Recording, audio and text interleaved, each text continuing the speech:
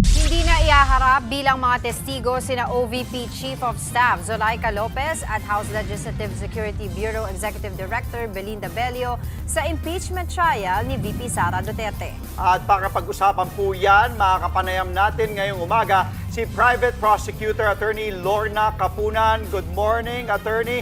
Thank you for taking time to join us this morning. So good morning, kapatid. Morning. Magandang umaga sa inyo, Angelo at Angie, at good morning mga kapatid. Attorney, Andre at Angela po. Andre at No Angie. problem. Okay. Thank you po. Attorney, okay. So, sabi nga po ni kahapon ni Lorna Kapunan, Attorney Lorna, sabi niyo nga po, sabi niyo po, ito po, and I will reiterate what you said, and I quote, we find it totally unnecessary, redundant, and surplusage to still present Attorney Zulaika Lopez and Captain Belinda Bello. Bakit po, ano pong naging basihan, batayan ng prosecution para hindi na iharap bilang testigo si Zulaika Lopez at si Belinda Bello? Alam niyo po, napakahaba ng testimonya ng aming dalawang witnesses, si agent, yung dalawang NBI agents namin, At napakahaba rin ng cross-examination at napakahaba rin ng mga clarificatory at questions ng mga senator judges. At dahil dyan, lumabas na yung dapat na ipapalabas namin kay Attorney Lopez. Una na siya po ay personally present in person sa detention center kasama ni Vice President Duterte, Unang-una. Hindi na kailangan yan kasi yung video na ebidensya namin, yun rin ang ginamit na video ng defense, So ibig sabihin, defense na mismo ni Sara Duterte yung nag-confirm na totoo talaga mga kababayan yung video. Dalawa, papakita sana namin through Attorney Lopez na hindi lang siya nandun. Virtually nandun sa live broadcast ang mga media. So may mga ibang testigo at pinanood ng marami ang excuse me. Ang mga utterances na sinabi ng Vice President mismo na naka-hire na siya ng isang killer para patayin si Presidente, si First Lady at former Speaker Romualdez. Yun yung second purpose namin, Hindi na rin kailangan yun kasi inadmit naman, ng depensa yan. At pangatlo, yung tinatawag na authenticity. Ito ba ang video na pininisinta namin, yung minak namin na Exhibit P-4-10? Ito ba ay AI? Ito ba ay splice? Ito ba ay tampered? Hindi naman po kasi yung mismong video na yan ang ginamit nila. So, yung three purposes namin, hindi na kailangan. Lalong-lalong na 4 na araw na marami nang nagsasabi, bakit masyadong slow pace? Bakit masyadong technical? At yung mga sa publiko, bakit masyadong boring? Kasi sa totoo lang mga kababayan kaya naman kasi naging matagal to, kaya naging boring kasi naubos yung oras dun sa defense team ni Sara Duterte na paulit-ulit yung tanong. Umikot na mga kababayan ng umikot dun sa discrepancy nung mga dokumento. Diba, doon na umikot ng umikot, pabalik-balik na yung mga tanong mga kababayan. Kaya nga kung titingnan po talaga natin, na sayang naubos yung oras dun sa mga bagay na yon. Anyway, tuloy pa natin. lagi na lang mga lawyers ang nagdidebate, Ang tawag ko doon, legal calisthenics. So, happy naman ang mga senator judges kasi sabi nga nila, kung ipapakita namin lahat ng mga witnesses ng prosecution at saka defense, aabutin ng 1.5 years, Kanya in the same reasoning, for the same reasoning, hindi na rin namin ipapatawag si Captain Belinda Bello. Kasi ang purpose lang ng testimony niya, to confirm na merong transfer order na pinapalipat si Attorney Lopez from the detention center to correctional, for her own safety. At pangalawa, na sinabi nga ng Vice President yon At yun ang ikinagalit ng Vice President. Oh. Yung transfer order na yan, kanya siya nag-press briefing. So, yun. Hindi totally unnecessary, redundant, at saka surplusage na yung testimonya nila. Attorney, paano po? What about the other articles of impeachment? Kapag tinalakay po ba yun, posible bang ipatawag ng prosecution si Zulaika Lopez pa rin? Kasi sa original pre-trial or sa pre-trial brief ng prosecution, talaga po nakalista si Attorney Lopez, no? Pero hindi dito sa grave threats at saka inciting to sedition. Originally po, at nasa pre-trial order rin to ng Senado, si Attorney Lopez ay nakalista pa rin ukol sa confidential funds. So ibig sabihin ganito mga kababayan, kung nakaligtas si Zulaika Lopez kahapon, may mga susunod pa pala mga kababayan na na mga pagdinig o mga trial dito sa confidential funds ni Sara Duterte na ipapatawag, iimbitahin etong si Zulaika Lopez. Di ba mga kababayan, yung confidential funds yung dahilan kung bakit si Zulaika Lopez ay na-contempt diyan po mga kababayan sa Kamara. At ngayon, yun na naman ang posibleng magiging dahilan mga kababayan para magkaroon ng matinding drama etong trial ni Sara Duterte. Anyway, tuloy pa natin. Which is the second article. Yun po ang tatalakayan starting next week. And of course, tanong din po ng mga taong bayan, paano daw po kung ipinatawag ng defense team bilang testigo naman nila si Zulaika Lopez? Handa po ba ang prosekusyon dito? Ay handang-handa po kami kasi kung pinatawag rin nila si Attorney Zulaika Lopez, kami naman ang magko-cross-examine. Yan na. Kasi yung nagpatawag, kung kagaya sa amin, kung kami ang nagpatawag, direct examination ang tawag dyan. Although kasi hindi po friendly witness to, tinatawag sa batas to na hostile witness. Obviously, kasi she has served with the Vice President, even when the Vice President was just Vice Mayor of Davao hanggang ngayon. So, syempre, in-expect natin na ang loyalty niya ay nasa Vice President. Tama. Ang tinatawag doon ay hostile witness. Hindi na nga namin ipipresenta tungkol dito sa grave threats tsaka sa inciting to sedition. Pero because siya nga yung Chief of Staff ni Vice President at siya ang nag-explain sa House of Representatives noon nung pinag-usapan ang confidential funds, baka material tsaka relevant pa rin. Ay, Pastor Geoffrey, di ko nababasahin. Baka madali ako eh. Basahin nyo na lang sa comment section na. Ang kanyang testimony in the future, no? Kasi po na, iginigit po ng defense na hindi naman daw pagbabanta, pero response nga daw yung mga sinabi ni VP Sara, di ba, sa kanyang online press conference noong November 2024. Ano po masasabi niyo dito? Hindi pwedeng sabihin response lang yan. Ano? Kung ikaw ay isang mataas na official, you're the second highest official of the country and you are also a lawyer. Ang response ba sa mga sinasabi ng Vice President, no? Ang response ba yan ay violence? Hindi pwedeng response ang violence, no? Ang response dapat consistent sa kanyang oath of office, no? Na to act in accordance with justice.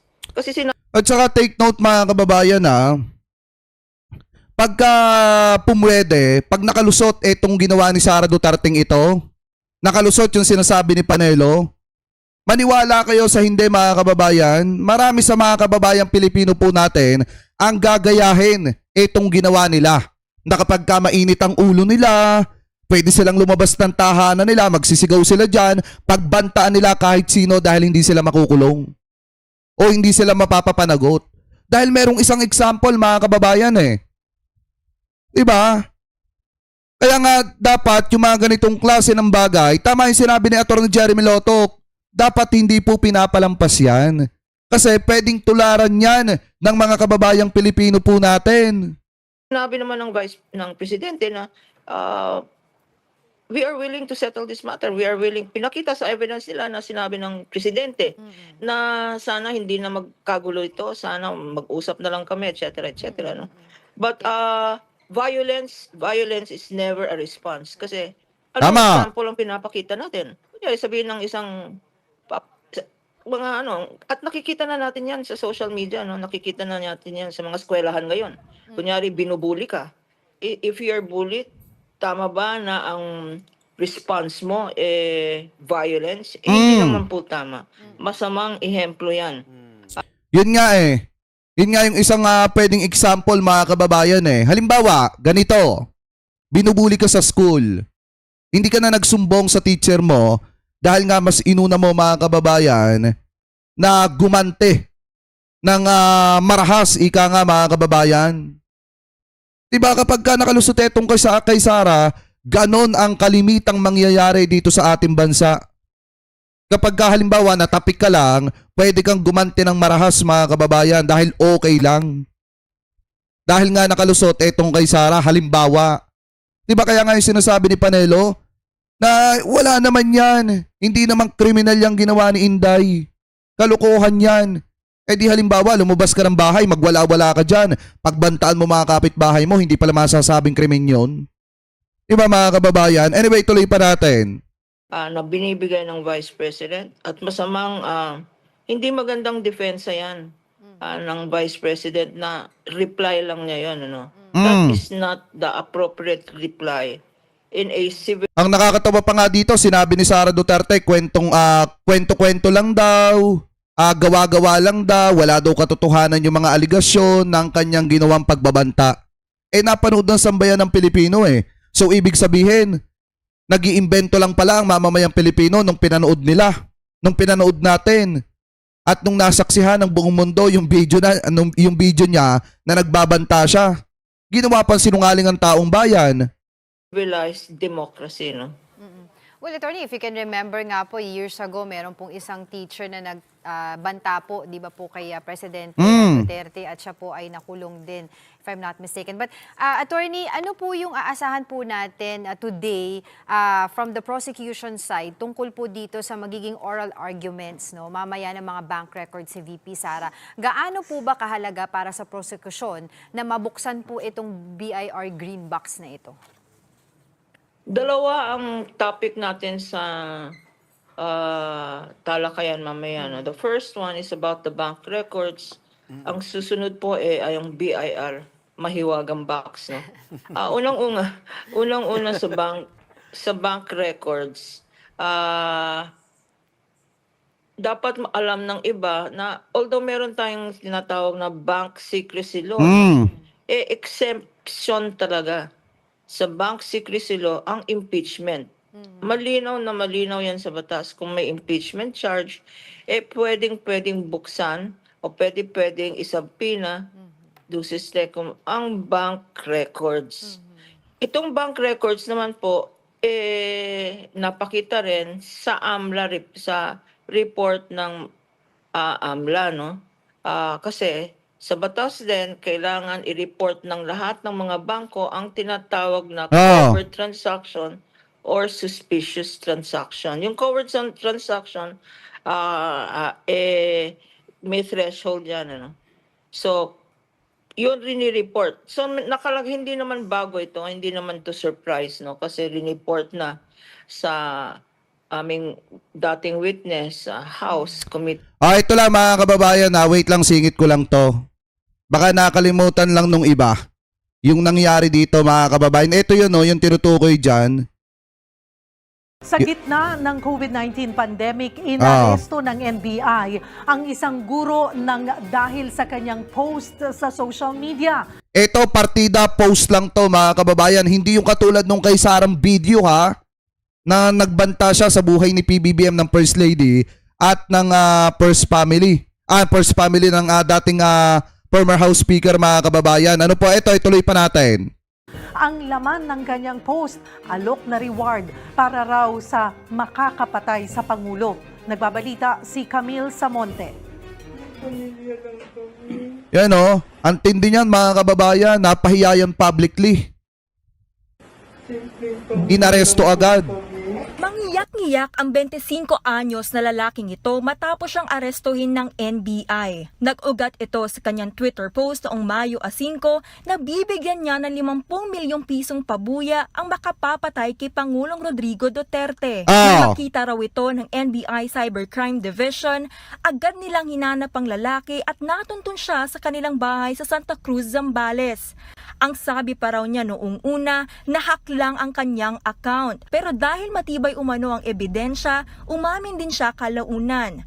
Sabi naman ng dinakip, hindi niya ito sinasadya. Humingi na rin siya ng paumanhin sa Pangulo. Gusto ko lang pong magpapansin po.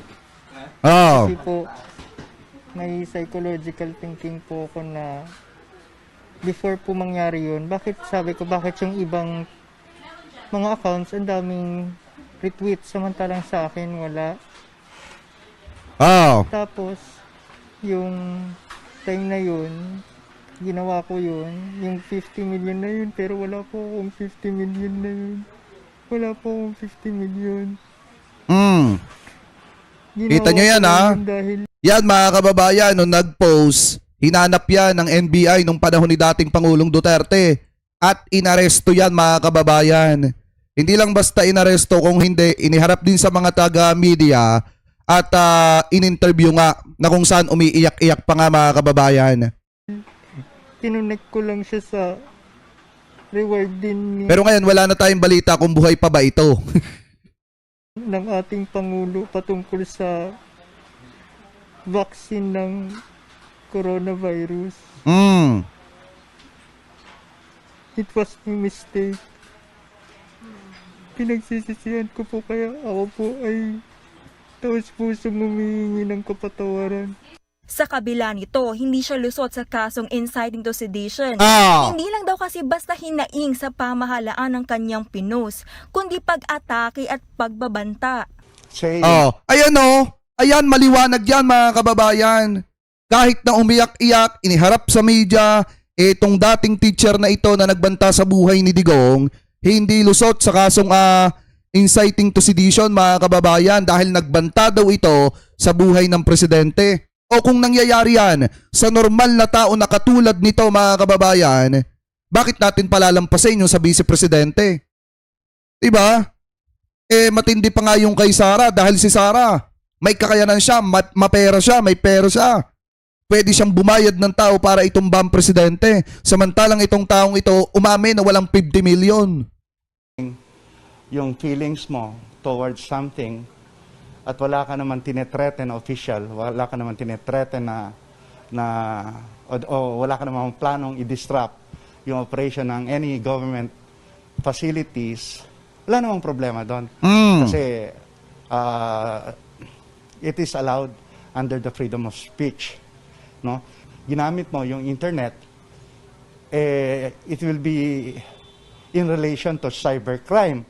Kinasuhan din ng lalaki ng violation of Code of Conduct and Ethical Standards for Public Officials dahil napag-alamang public school teacher din pala siya. Diba? Obviously, will be facing administrative charges, no, from DepEd.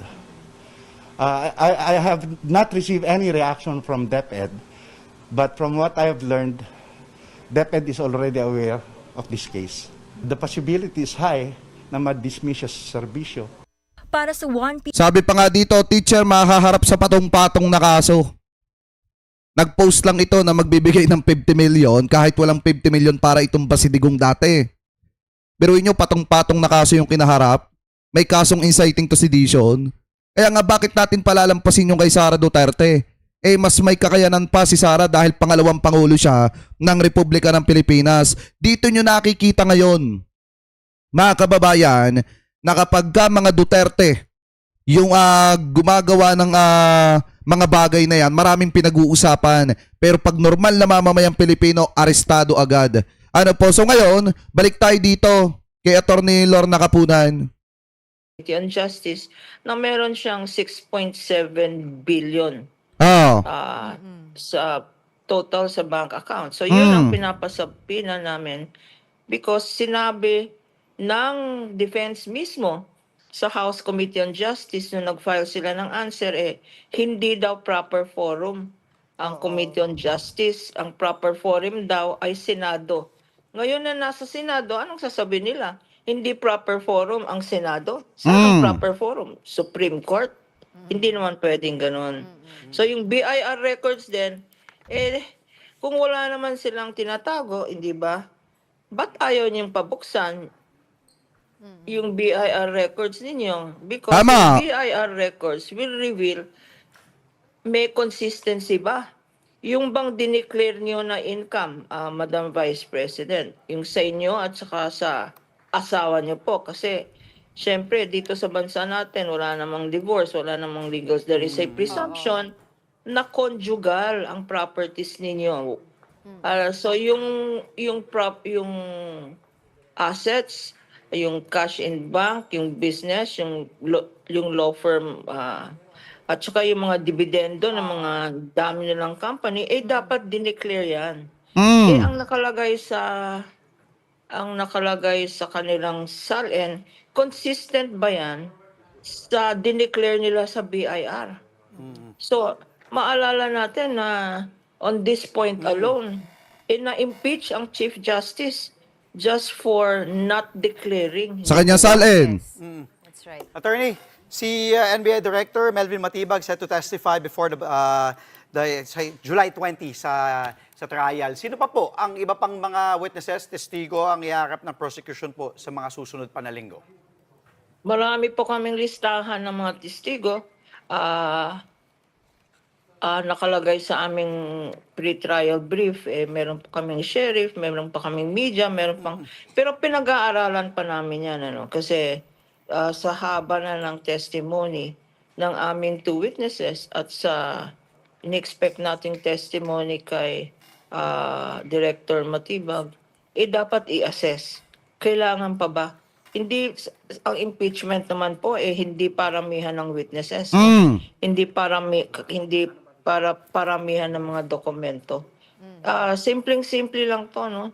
Kasi linilihis nila ang discussion sa, dapat kung grave threats yan, dapat MTC kayo, no? Metropolitan Trial Court. Tama. Kung inciting to sedition, ba't kayo nandito? Dapat nasa regional trial court kayo kasi ang penalty dyan 6 months to 6 years lang at saka fine of 2,000 pesos. Doon kayo pumunta.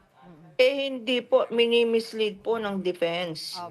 Hindi po ito tungkol sa criminal offense. Opo. Nakapending nga yan Kanya, ang haba-haba ng questioning nila tungkol sa na-file sa DOJ. Hindi po ito tungkol sa mga kaso na final sa DOJ. Ito po ay tungkol sa mga kasong ito na nagpapatunay na hindi karapat-dapat ang isang vice president na umupo Tama. sa tungkulin niya at dapat ma-forfeit yung kanyang office kasi betrayal of public trust yan. Opo. Okay. Pinakita rin yung emotional outburst niya, no? Okay po. Pwede ba ang isang opisyal na paggalit, sasabihin na lang, patayin kita? Paano kung ordinaryong Juan de la Cruz? Papatayin rin kita. Dapat rule of law tayo. Tama. Observe natin yung rule of law. Opo. Well, Attorney... Attorney, ito, on the lighter side On naman the po lighter to. side. Oo. Taking this opportunity. Medyo makikichika kami ni Ate Angela po. So yan mga kababayan, kung titingnan nyo, malaki yung point dito ni Attorney Lorna Kapunan. Kasi nga naman mga kababayan, ito po kasing usapin na ito ay usapin kung karapat dapat pa ba manatili sa kanyang posisyon bilang pangalawang pangulo ng Republika ng Pilipinas etong si Sara Duterte. Kasi nga naman, hindi porket ikaw ay pangalawang pangulo ng Republika ng Pilipinas, kada gagawa ka ng mga kagaguhan na katulad nito, lagi ka maabsuelto. Paano nga naman kung gayahin yan ng normal na mamamayang Pilipino natin? Na kapag ka may problema, magbabanta kung sino-sinong pagbabantaan, paano nga naman kung normal na Juan de la Cruz yan mga kababayan? Di po ba katulad na lang nung ipinakita ko sa inyong video kanina, teacher, nagbanta kay Duterte, nag-post sa Twitter, post lang sa Twitter yon. Hindi pa gaanong nakita ng sambayan ng Pilipino yun gawa mga kababayan ng nung mga panahon na yon ay may pandemic. Pero inaresto. Hinanap, inaresto, kinasuhan ng patong-patong na kaso. Samantalang etong si Sara napanood ng buong Pilipinas, hindi lang buong Pilipinas, kung hindi ng buong mundo yung ginawa niyang pagbabanta dahil ibinalita pa yan ng iba't ibang media outlet sa iba't ibang bansa. Pwede ba nating palampasin yan? Syempre hindi. Ang pinakamabuti dyan mga kababayan, matanggal siya sa posisyon niya bilang pangalawang pangulo ng Republika ng Pilipinas kasi hindi siya fit sa kanyang posisyon bilang pangalawang pangulo ng Republika ng Pilipinas base sa ugali na ipinapakita ni Sara Duterte. Ano po? So kayo, mga kababayan, kung kayo po ang tatanungin, ano po masasabi nyo? Hingil po dito sa mga topic po na tinalakay po natin. Comment below na lamang po kung ano po ang comment at opinion po ninyo. Hingil po dito.